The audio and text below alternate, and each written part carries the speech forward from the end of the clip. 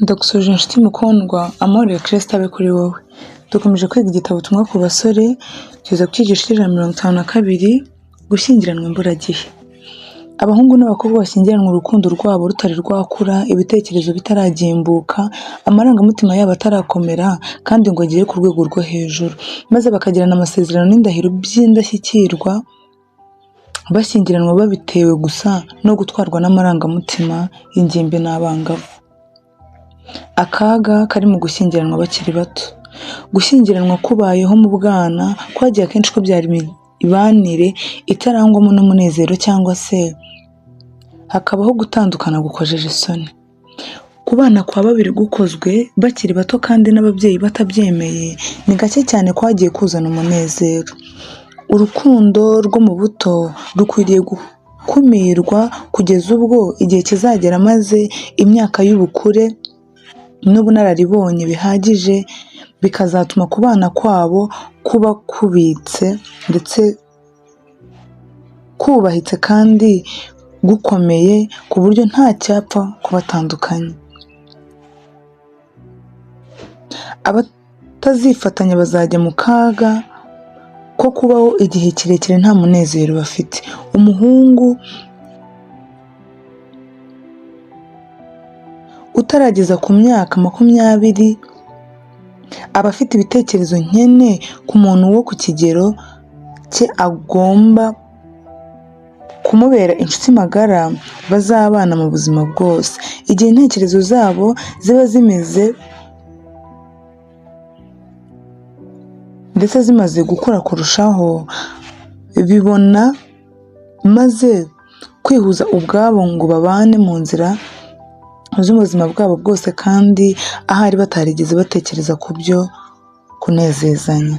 Ubwo nibwo aho kugira ngo bakore ibishoboka byose ngo banoze umubano wabo, habaho kwitana ba mwana, ibyuho hagati yabo bikarushaho kwaguka kugeza ubwo buri wese aba atacyitaye kuri mugenzi we ndetse bagasuzugurana.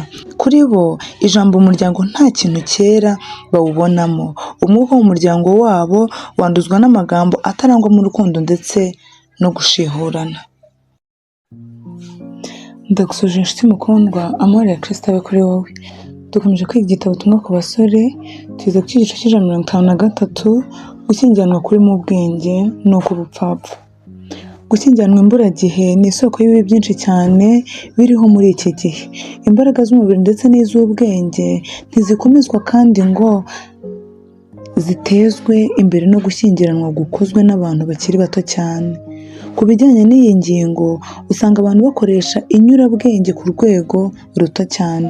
Abasore benshi bakoreshwa n'imbaraga ya kamere ibasunikira gukora batabitekerejeho.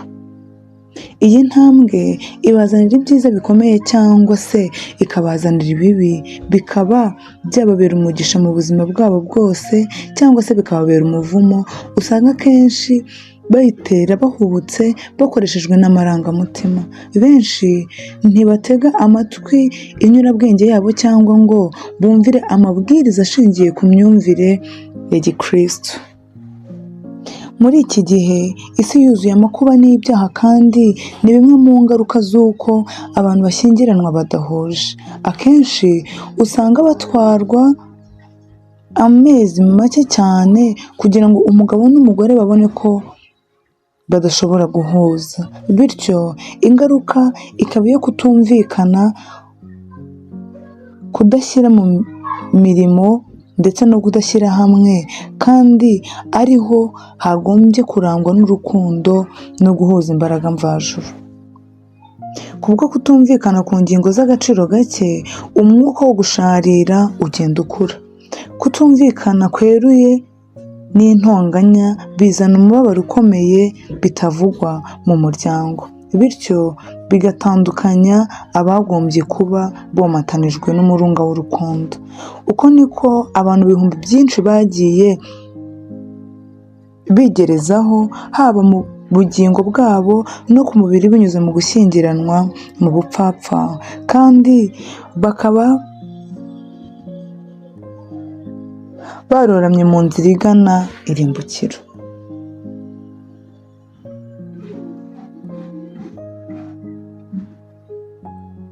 baremerewe bitagereranywa. Kwifatanya n'ab'isi ni ikintu giteza akaga. Satani azi neza ko isaha yo gushyingiranwa kw'abahungu n'abakobwa benshi ishyira iherezo ku mateka y'imibereho yabo y'iby'idini no kuba ingirakamaro kwabo. Bashobora kumara igihe runaka bagerageza kurangwa n'imibereho ya gikristo, ariko umuhati wabo wose uba uhanganye n'imbaraga ndatsimburwa ku ruhande ruteganye n'urwo bahagazemo. Rimwe na rimwe bumva bagize amahirwe yo kuvuga iby'ibyishimo n'ibyiringiro byabo, nyamara mu kanya gato bakumva batagishaka kuganira kuri iyo ngingo, kubera ko baba bazi ko uwo bafatanyije nawe mu buzima bwabo bwose adashishikazwa n'ibyo bavuga. Uko niko Satani agenda ababohesha umugozi w'ubuhakanyi, kandi kwizera ukuri kw'agaciro kenshi kukagenda gukendera mu mitima buhoro buhoro.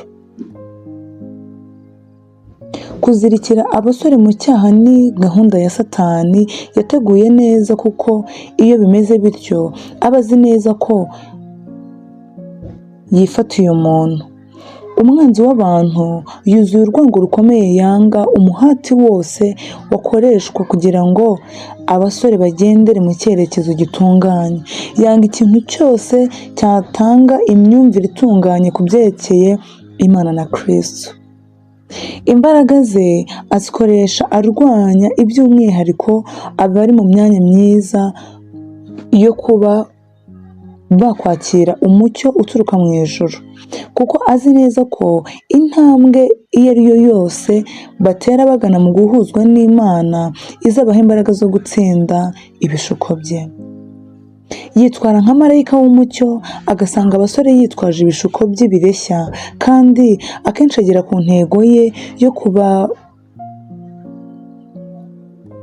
yo kubigarurira ni ruto ni ruto, akabakura mu nshingano yabo.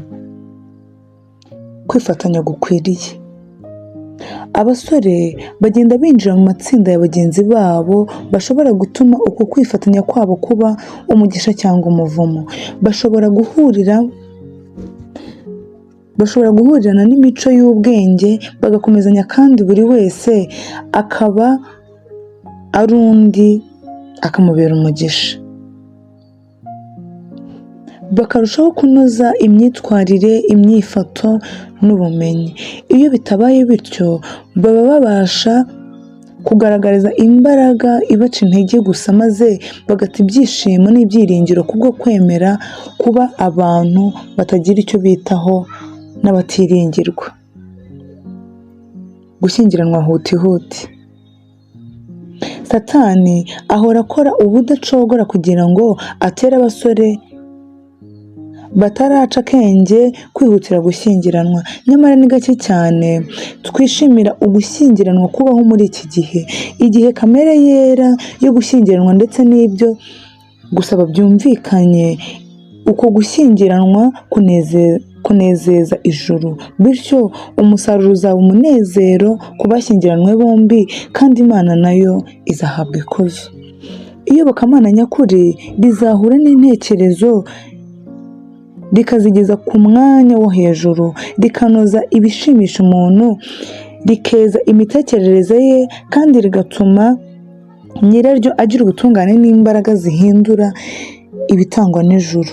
Iri rituma abamarayika barushaho kumwegera, kandi rikarushaho kugenda rimutunganya n'umwuka n'imbaraga ihindura by'isi.